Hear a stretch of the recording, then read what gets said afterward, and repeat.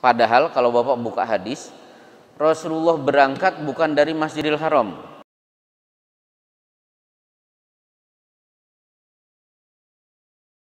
Allah wa asyhadu anna Muhammadan abduhu wa rasuluhu wa ba'du. Jamaah salat maghrib yang dimuliakan oleh Allah, hari ini kita masuk seri ketiga dari kitab Al-Kabair tulisan Imam Ad-Dhahabi. 70 dosa besar dibahas. Seri ketiga kita akan bahas tentang hukmu tarikis sholah, hukum meninggalkan sholat.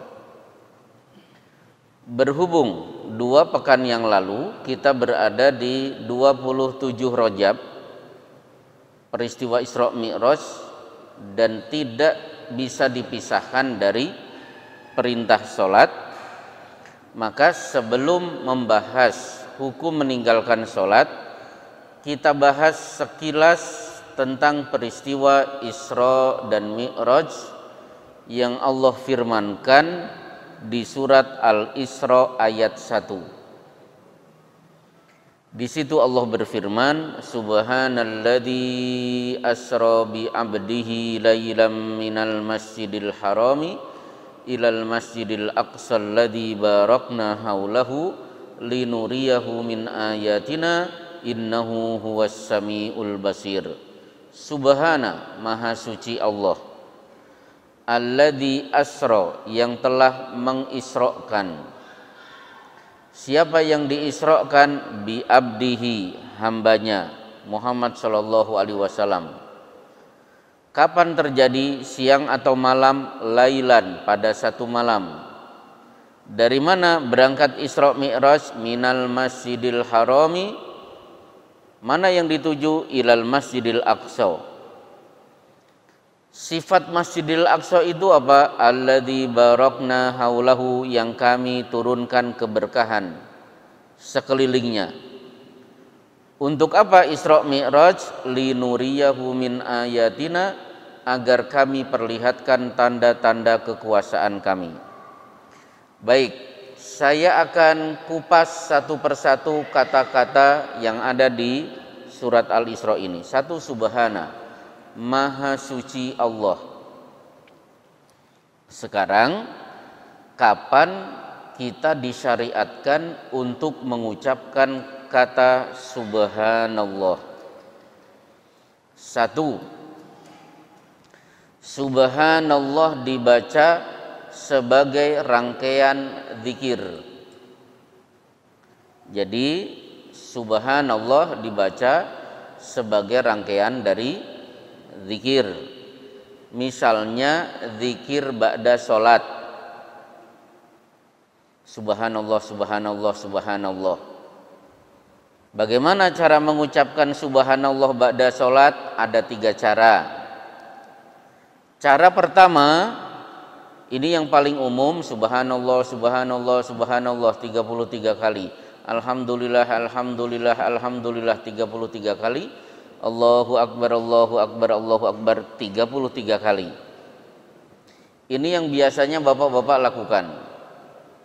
Boleh menggunakan cara kedua, subhanallah walhamdulillah wallahu akbar, subhanallah walhamdulillah wallahu akbar.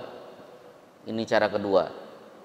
Cara ketiga, sedang capek, ngantuk, atau sedang sibuk, subhanallah, subhanallah, subhanallah 11 kali, alhamdulillah, alhamdulillah, alhamdulillah 11 kali, Allahu akbar, Allahu akbar 11 kali. Total cuma 33. Jadi inilah bacaan subhanallah, 3 cara kita ucapkan selesai dari sholat.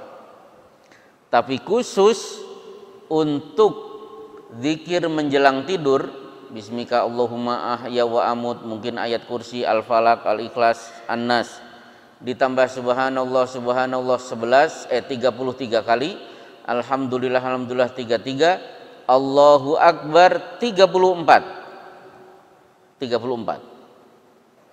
Loh, pertanyaannya, Ba'da sholat subhanallah 33, alhamdulillah 33, Allahu Akbar 33. Tapi kenapa ba'da sholat subhanallah 33, alhamdulillah 33, Allahu Akbar 34? Jawabannya, yang ba'da sholat 33, 33, 33, 99 digenapkan menjadi 100 dengan ucapan la ilaha illallah wahdahu la syarikalah lahul mulku wa lahul hamdu wa huwa ala kulli syai'in qadir.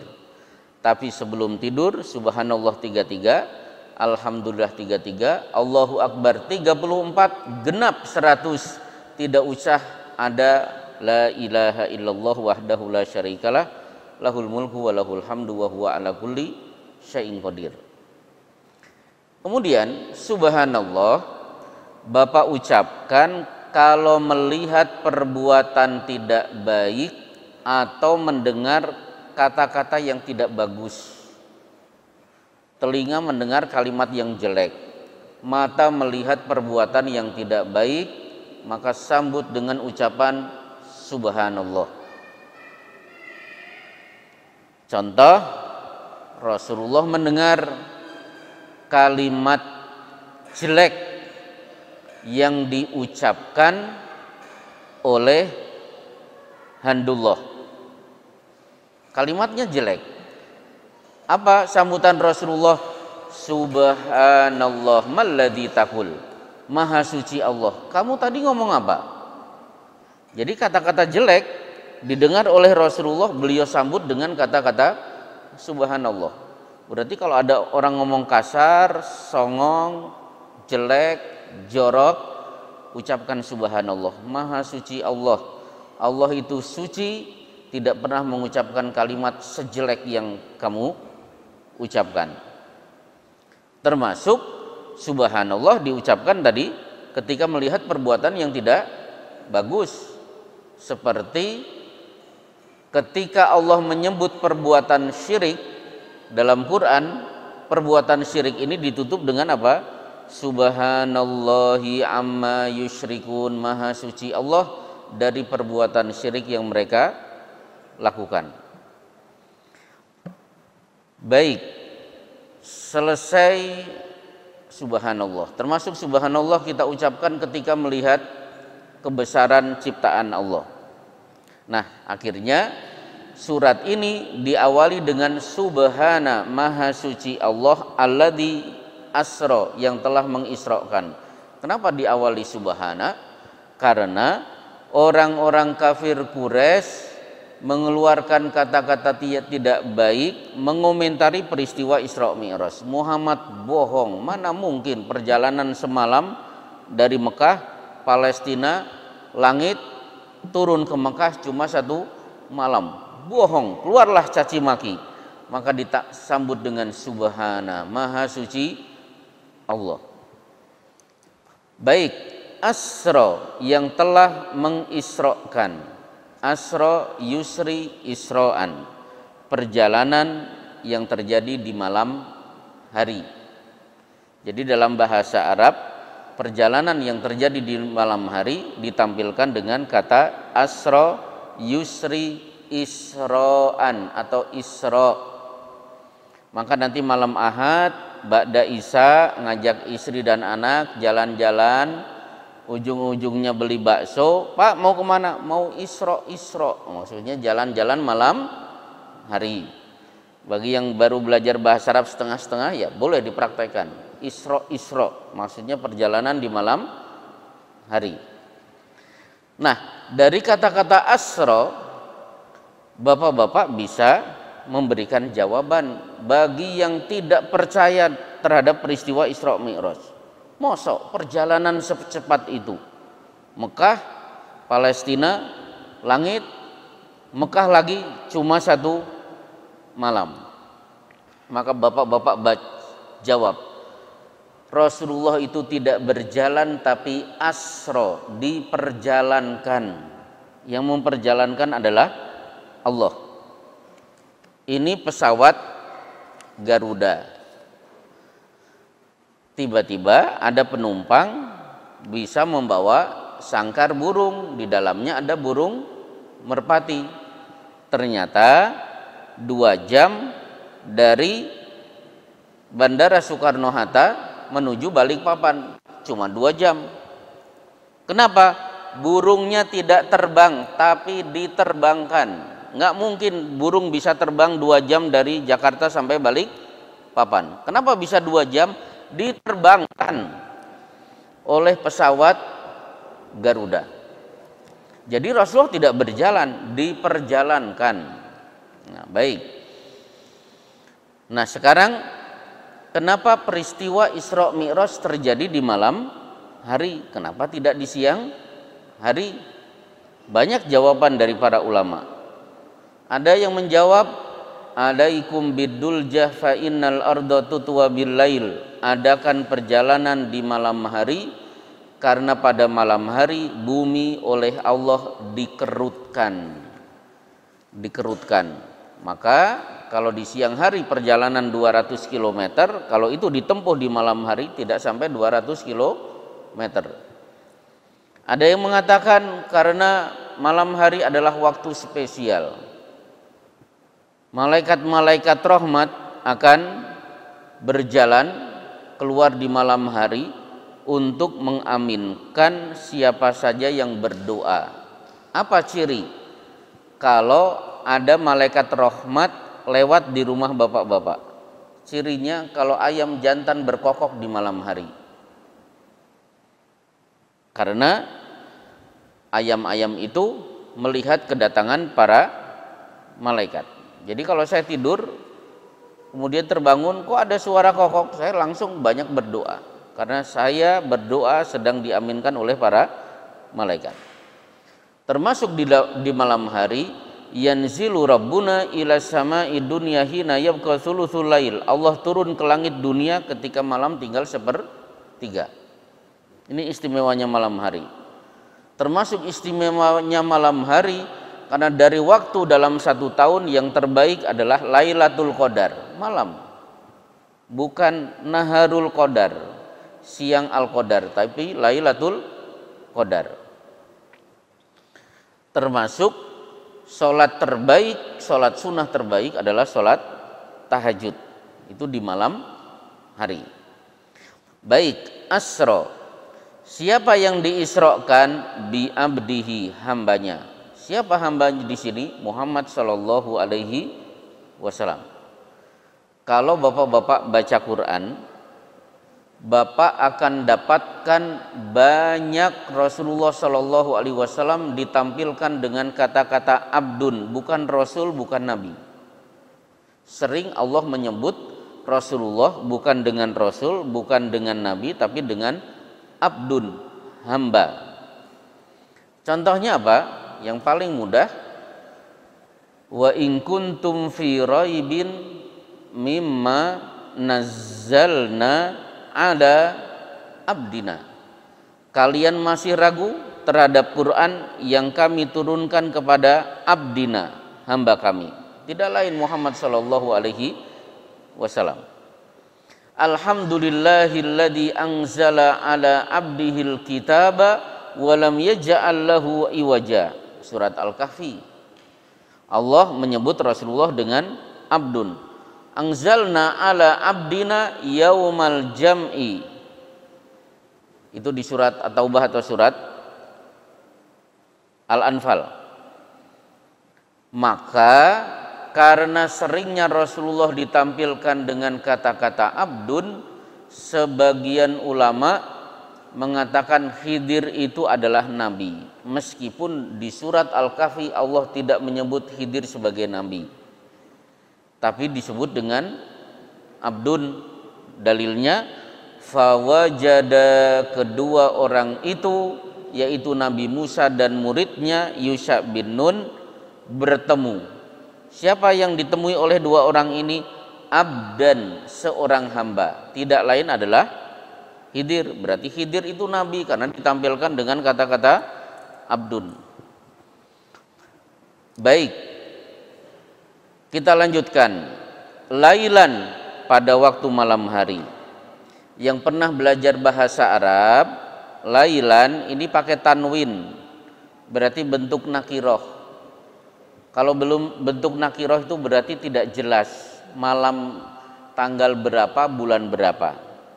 Beda dengan al-lailu, pakai alif dan lam. Ini tidak ada alif lam, makanya pakai tanwin, lailan, pada satu malam. Malam apa? Enggak tahu. Maka kalau Bapak buka kitab Ar-Rahiq Al-Mahtum, para ulama berbeda pendapat, sampai 5 pendapat kapan terjadinya peristiwa Isra Mi'raj. Tanggalnya berbeda, tahunnya berbeda, bulannya juga para ulama berbeda pendapat.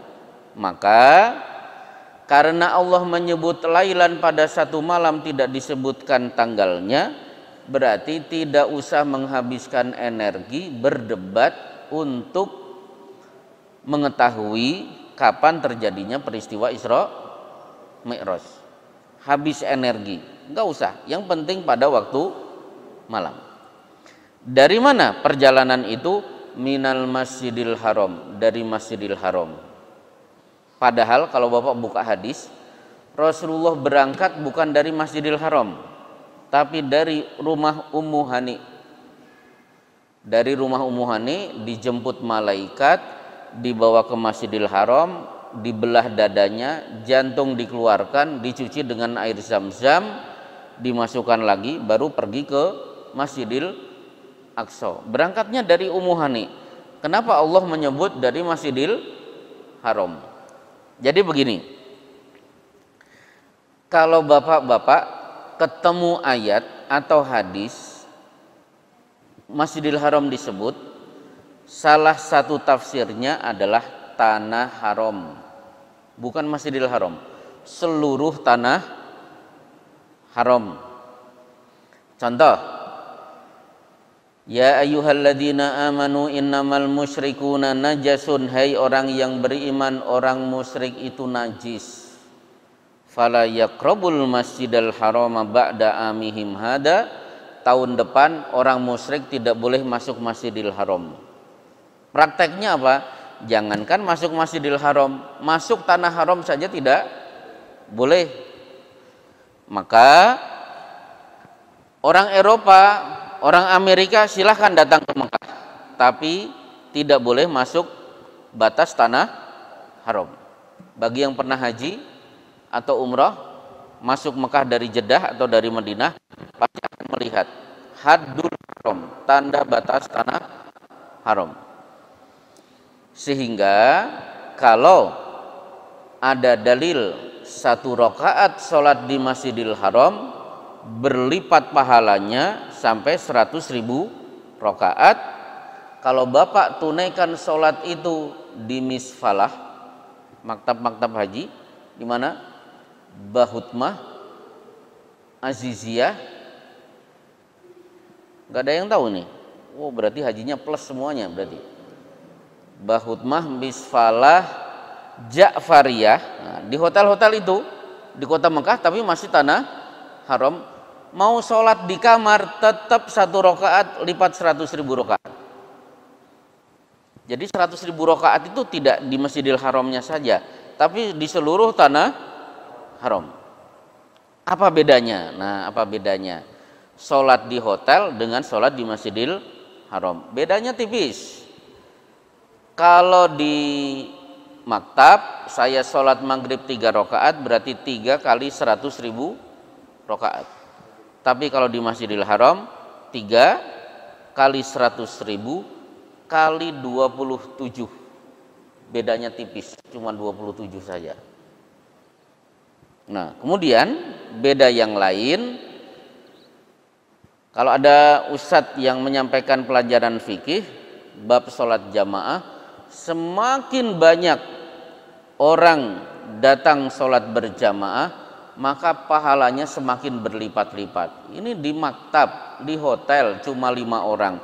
Ini di Masjidil Haram 3 juta, tetap pahala yang di Masjidil Haram jauh lebih banyak lagi.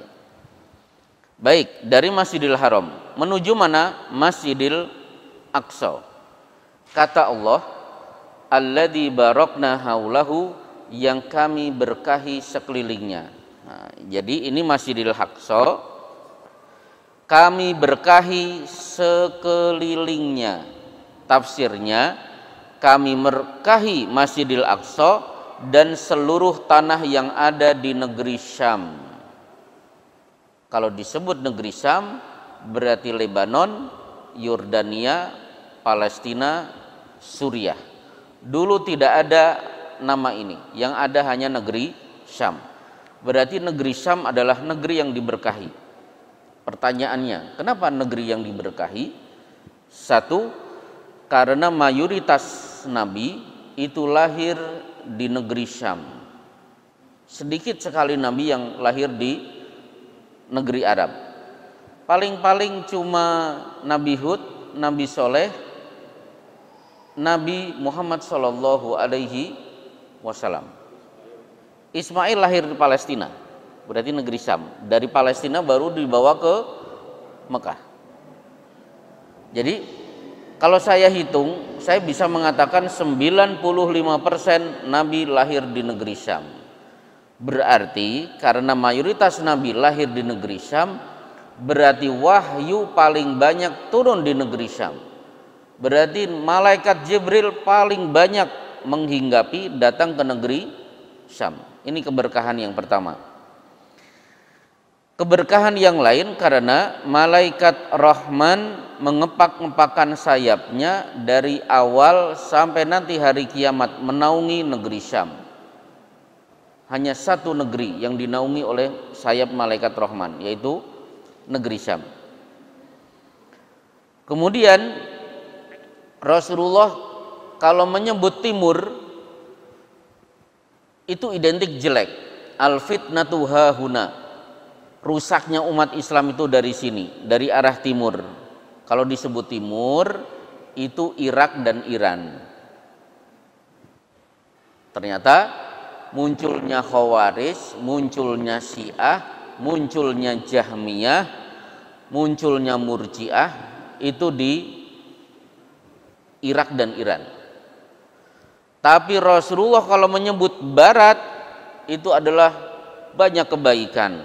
Kalau disebut barat berarti negeri Syam. Maka betapa banyak ulama besar lahir di negeri Syam. Penulis kitab Riyadhus Shalihin Imam Nawawi, orang Damaskus. Penulis kitab Al-Kabair Imam Ad-Dhahabi, orang negeri Syam. Imam Syafi'i lahir di jalur Gaza, Palestina.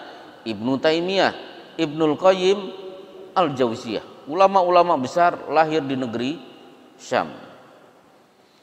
Kemudian para ahli tafsir mengatakan keberkahan negeri Syam adalah bithimar wazzuru, buah-buahan dan pepohonan. Maka sangat dianjurkan memakan buah-buah, sayur-sayur yang ada di negeri Syam. Meskipun perlu saya sampaikan, semua makanan, semua minuman yang disebut dalam Quran itu sudah otomatis mengandung keberkahan.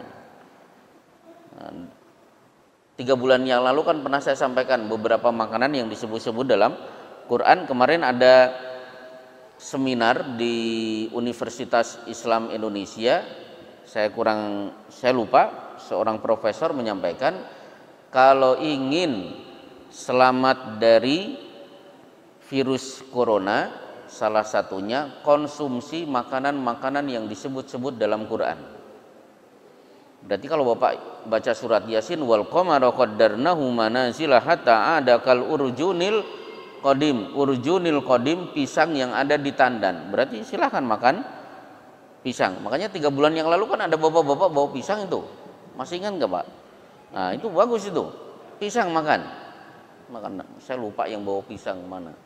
Baik, anggur, kemudian lahman toria, ikan segar. Nah, kemudian khusus yang ada di negeri Syam yang paling populer disebut-sebut oleh Allah watini wazaitun. Coba kita buka tafsir. Demi buah tin, buah yang tumbuh subur di negeri kelahiran Nabi Nuh yaitu Damaskus. Wazaitun, demi buah zaitun, buah yang tumbuh subur di negeri kelahiran Nabi Isa alaihissalam. Maka kalau mengkonsumsi minyak zaitun, kalau bisa zaitun yang ada di negeri Syam. Jadi negeri Syam ini negeri yang baik, penuh keberkahan.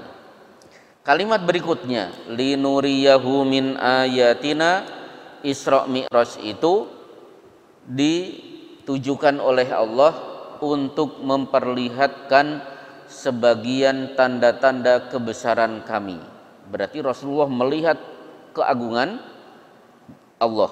Sekarang apa yang dilihat oleh Rasulullah pada peristiwa Isra Mi'raj? Satu, Rasulullah melihat Jibril dalam bentuk asli. Ra'aitu Jibrila walahu sittu mi'ati janahin.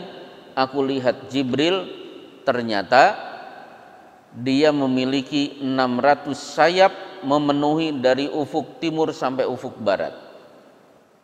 Selama ini kan melihat Jibril dalam sosok laki-laki, sering wajahnya seperti sahabat yang ganteng namanya Dihyah. Silakan bapak-bapak yang istrinya hamil nanti lahir kasih nama Dihyah. Dihyah itu sahabat Rasulullah, ganteng, wajah itulah yang sering menjadi jelmaan malaikat Jibril.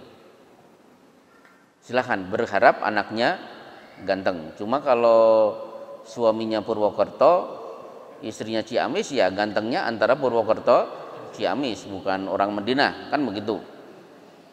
Nah, kemudian Rasulullah ternyata melihat pulpen, makhluk pertama kali yang diciptakan oleh Allah. 50.000 tahun belum ada langit, belum ada bumi. Inna awwala ma khalaqallahu al-qalam. Sesungguhnya yang Allah ciptakan pertama kali adalah pulpen. Faqala lahu uktub, pulpen tulislah. Mada aktub, apa yang harus aku tulis ya Allah? Uktub maqadira kulli syai'in la antakuma sa'ah, tulis wahai pulpen semua takdir kejadian rinci dari sekarang sampai hari kiamat. Maka hari ini siapa yang pakai gamis, siapa yang pakai baju, pakai sarung, peci putih, peci hitam, sudah ditulis oleh si pulpen. Nah, pulpen ini dilihat oleh Rasulullah pada peristiwa Isra Mi'raj. Kemudian Rasulullah juga melihat Baitul Ma'mur, Baitullahnya para malaikat. Jadi kalau di dunia ada Baitullah berarti Masjidil Haram, tegak lurus di sana ada Baitul Ma'mur, tempat para malaikat sholat dan tawaf. Yadhulu kulla yaumin sab'una alfa malakin fa idza kharaju minha lam ya'udu abada. 70.000 setiap hari masuk malaikat di Baitul Ma'mur untuk sholat dan tawaf. Begitu selesai, bila mereka keluar, seumur hidup mereka tidak mungkin akan masuk lagi. Berarti kalau saya umrah berapa kali, haji 2 kali, umrah beberapa kali, nah, malaikat itu cuma sekali saja. Bapak-bapak bisa umrah setiap tahun, tapi malaikat hanya sekali seumur hidup. Nah, itulah tempat Baitul Ma'mur. Kemudian Rasulullah bertemu dengan para nabi. Ini kalau saya terangkan habis waktunya. Ketika melihat Adam, ternyata Adam dalam kondisi menangis tertawa, menangis tertawa. Melihat ke kanan, calon-calon anak keturunannya yang akan masuk surga, tertawalah Ibrahim. Melihat ke kiri, menangis karena melihat calon-calon penghuni neraka dari anak keturunannya.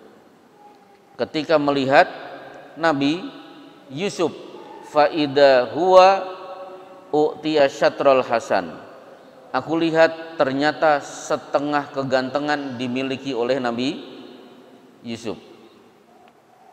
Setengah kegantengan ini sering ditafsirkan Ustadz di Bekasi, 50% gantengnya manusia dimiliki oleh Nabi Yusuf, 50%-nya dibagi-bagi dari Adam sampai hari kiamat.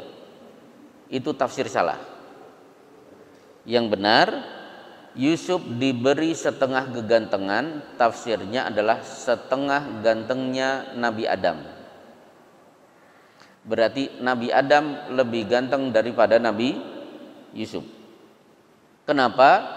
Satu, lima khalaqtu biyadayya. Adam diciptakan oleh tangan Allah langsung. Kalau kita kan lewat malaikat, proses malaikat. Kalau Nabi Adam, Allah mengambil tanah dengan tangannya dibentuk langsung.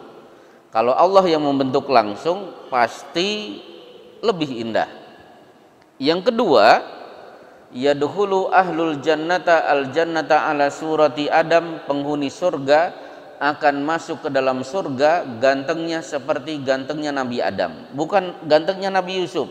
Berarti Adam jauh lebih ganteng dari Yusuf.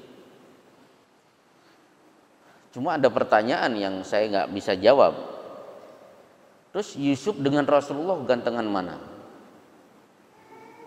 Ini pernah saya ditanya. Jawabannya tunggu aja, nanti kalau Anda masuk surga, pelototi dua orang ini mana yang lebih ganteng. Karena saya tidak dapat dalilnya, Pak.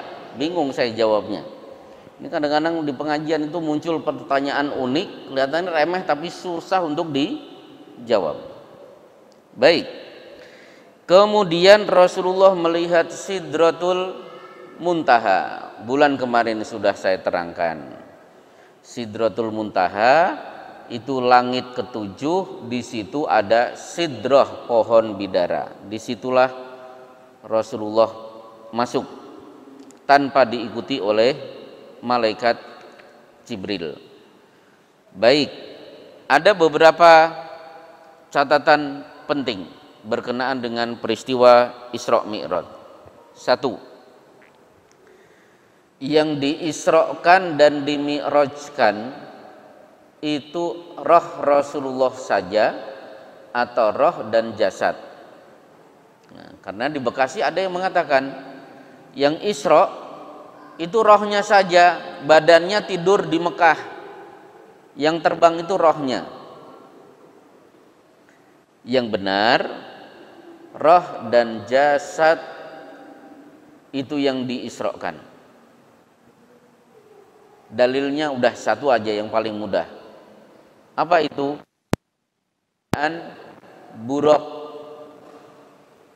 u'titu bidabatin madunal bigol. Aku diberi kendaraan bernama buraq yang ukurannya lebih kecil daripada keledai.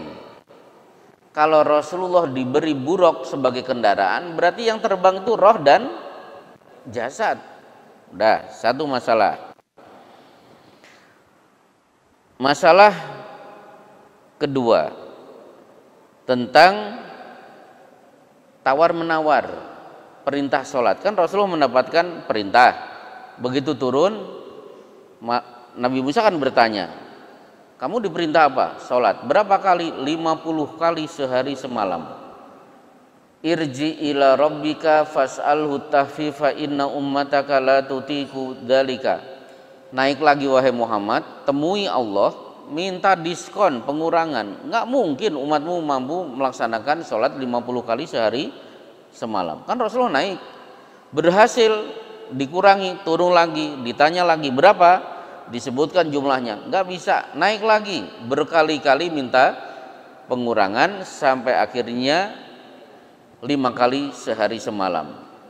Meskipun 5 kali sehari semalam, tapi man jaa bil hasanati falahu asyru amsalihha. 1 kali perbuatan dilipat gandakan 10 kali. Berarti sholat kita 5 kali sehari semalam pahalanya setara dengan sholat 50 kali sehari semalam.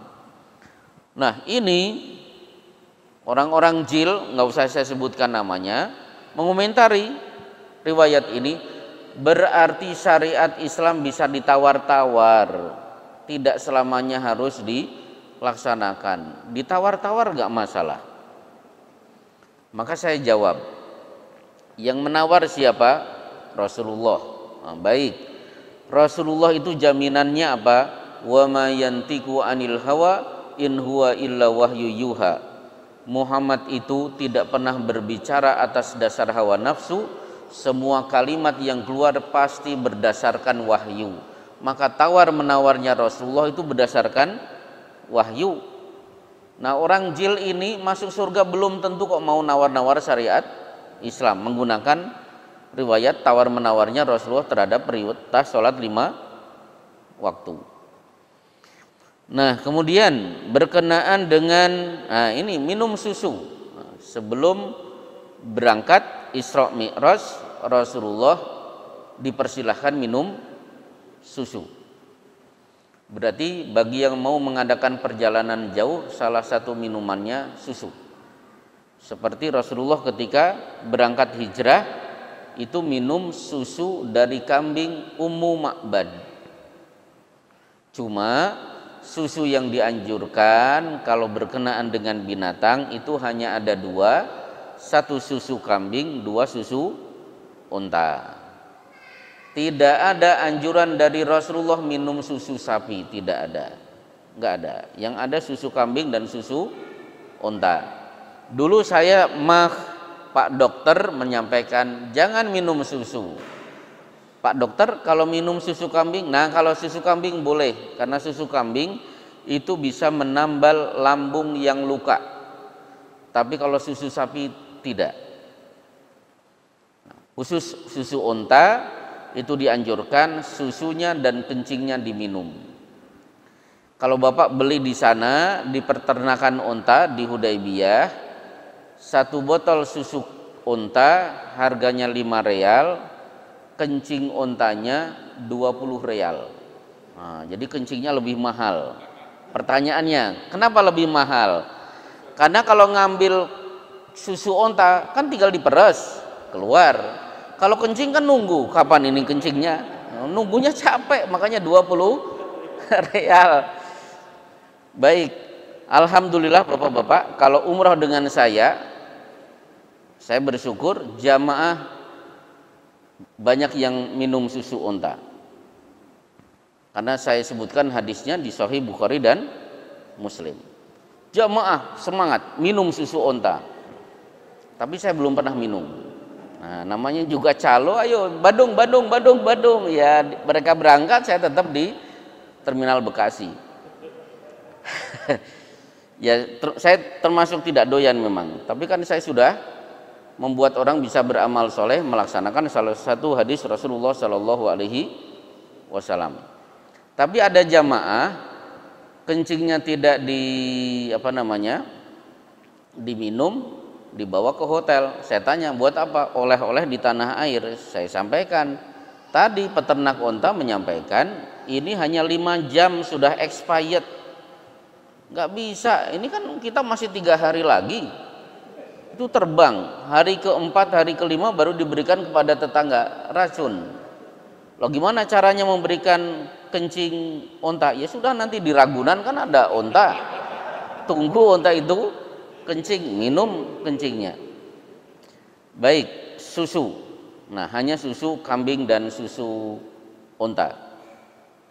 Termasuk saya tidak menyarankan minum susu kuda liar. Katanya dari Bima, Pak. Itu gimana? Kuda liar diperas itu bisa nggak? Saya agak